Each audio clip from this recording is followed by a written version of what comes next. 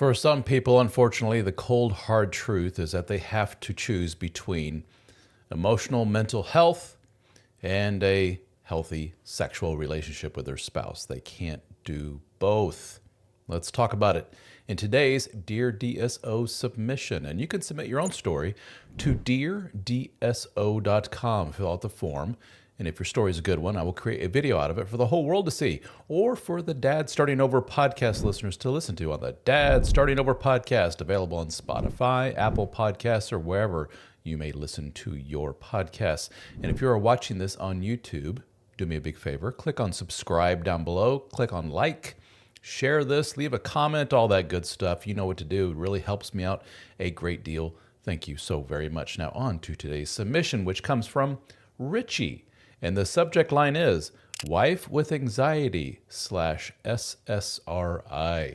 He says, my wife has always had a medium / low drive and has been prescribed SSRIs for anxiety and depression, which pretty much dried up our sex life, along with the 3 kids, her full-time job, and her back in school. She says sex life is just not a priority. I have just begun working on myself, and I have faced a few accusations of, quote, getting it somewhere else, and you're just doing this to leave me, which I laugh off because it's not true at all, but it seems odd as I've never done anything like that. What are your thoughts on whether or not I just need to leave her behind or keep trying? I do love her, and she's beautiful to me, but the bedroom department is just lacking, and it's just not a priority for her.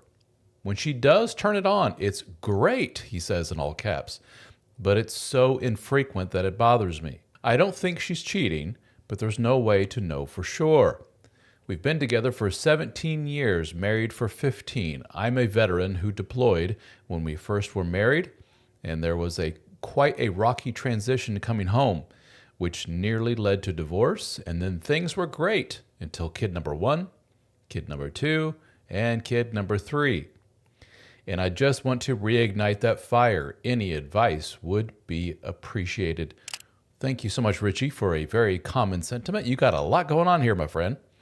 Thing number 1 that sticks out is the old veteran thing. I've said this many times, and it's no slight against our veteran brothers and sisters out there. There's something about the military world that lends itself to all kinds of marital drama, I guess you could say, for lack of a better word. And I say that as a military brat. My father was a U.S. Air Force guy, career guy.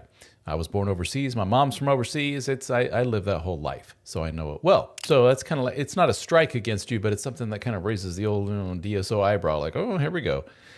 Thing 2 is your wife works. You got 3 kids. These are all things that kind of go against the keeping the spark alive thing in your average relationship. Most, dare I say all, of your average folks out there would say, yeah, kids are a detriment to the whole libido, finding time with each other, just getting in the way of bedroom activity. And some women, unfortunately, will report, as soon as I had a kid, the interest in having sexual intercourse rather with my husband just went from let's say like a 7 out of 10 down to a 2. And it takes a lot of work to get there, she will say. And some women are cognizant enough to know, like, wow, that really, if I had to look back, it really was ever since we had a child. Something like a mechanism within their brain, their body has just kind of shut down. And they recognize, that's not so good. And they get, they go maybe to hormonal therapy or regular old therapy, whatever it may be, to get over the hump and get back to their old self again. But most will report, I never quite get back to what I was pre-kids. There's something about something that happens in the human body, post-pregnancy that really changes you. Some not so good ways, some good ways. The other thing, which is something that you're harping on here, you put it in your subject line, you put it right at the beginning, and for a good reason. This is the big elephant in the room, as I often say. The SSRI. For those that don't know, this is a commonly prescribed classification of medications that are given to people with anxiety and depression problems. SSRI stands for Selective Serotonin Reuptake Inhibitor. To help explain, basically your brain uses a chemical called serotonin that helps you regulate your mood, your sleep, and your emotion. Normally, though, what happens is your brain releases the serotonin and it quickly wants to reabsorb it. And what these SSRIs do basically is say, not so fast, with that reabsorbing or reuptake of the serotonin again, it blocks that selectively. It just says, let's everything else back in, I guess, presumably. I'm no scientist, just going by what I know after doing this for so many years. But it says serotonin, not so fast. Let's just inhibit the reuptake of that. It's not a make you happy pill. It's a let's let serotonin do its thing a little longer, and maybe that will help regulate mood type of drug. For some, they don't really notice much of a difference beyond just some really not so good side effects. For others, it is the drug that basically keeps them above ground, if you know what I mean. They really need it to function and to live a healthy lifestyle. The side effect that your wife is experiencing, presumably with a lowering of libido or sex drive, is a very common one for people that are on SSRIs. I don't know the mechanism at play there or what's happening, but both men and women report this. Men often report erectile dysfunction after SSRI. A lot of men and women report they can get in the mood, but they can't complete the act. Getting to the orgasm at the end is like next to impossible. So sex becomes almost like a chore to them. Like, oh God, I would love to get to the finish line, but I just can't, so why bother? So that's one way that this may manifest itself in what looks like a low libido. While others say just the thought of doing it, forget it. It's just gone. That's sad, but this is pretty common. In fact, I did a video here not too long ago where a guy said that his wife basically told him, I have to choose either my sanity, my emotional health, or a sex life with you, husband, and I have chosen my emotional health. Sorry. And it sounds like your wife, if you sat her down, I don't know if you've done this, and said, and by the way, you know, all the therapists throw out things like communication, and they're right. If it's done in a healthy way. What I've seen is that a lot of anxious men, and you are exhibiting signs of that, you know, thinking that your wife is cheating on you and all these other things, and you're ignoring the fact that she has a job, 3 kids, and she's on drugs which are notorious for lowering libido, and you're jumping to something like, hey, I wonder if she's cheating on me. It shows that you have an anxious, insecure streak in you. And what a lot of men who are anxious / insecure do is they will take on, you know, they'll hear all these people saying communicate, and they will just emotionally vomit on their partner and throw a lot of accusations. I know you're cheating on me. Let me see your phone, and blah, blah, blah, and on and on and on.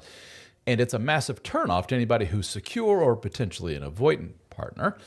So it's just not good. But there's a healthy way of doing it, which is basically, I'll abbreviate it here. I've done many videos on the healthy version of the talk. In essence, this is not sustainable, what's going on here. I love you, wife. I want to work on this. Are you willing to work on this with me?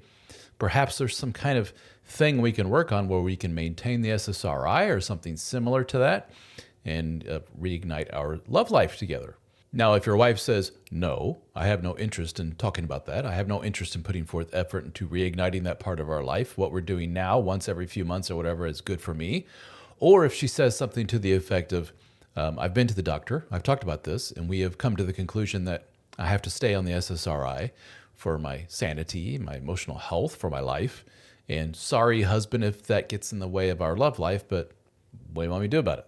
I mean, if you get one of those 2 answers, which basically is like, suck it up, dude, what do you want me to tell you? You have the very real and difficult choice to make. Do you want to stay in this relationship and just say, it is what it is, no biggie, I got 3 kids, let's just work through this, and which basically means suck it up, dude? Or are you going to tell her it's either this or no more marriage? From what I've seen, that really is the only way to resolve these issues. This is how serious this is to me, wife. I'm talking about the disintegration of our family unless we work on our issues. Usually that's enough to get a woman to go, okay, what is it you want? And she'll begrudgingly go, fine, we'll go to the counseling, we'll do this, I'll read the book with you, whatever it is you want to do, roll her eyes, whatever. But sometimes that gets the momentum going. And year or 2 years down the line, you're like, thank goodness we had that big talk because we're so much better now. That's the best case scenario. The worst case scenario is she says, flips you the middle finger and says, see you in court. So life ain't fair, dude. You either face your demons and say, this is really important to me, we're going to fix this, or you, learn to live with it and do what a lot of men do, which resort to things like pornography, affairs, sex workers, living a life of celibacy and slowly getting more and more depressed. I don't know what to tell you. There's no magic formula here, my friend, other than good old-fashioned communication. or if you want to call it an ultimatum, which is not a bad word. Ultimatums work. All right, brother, but thank you for reaching out.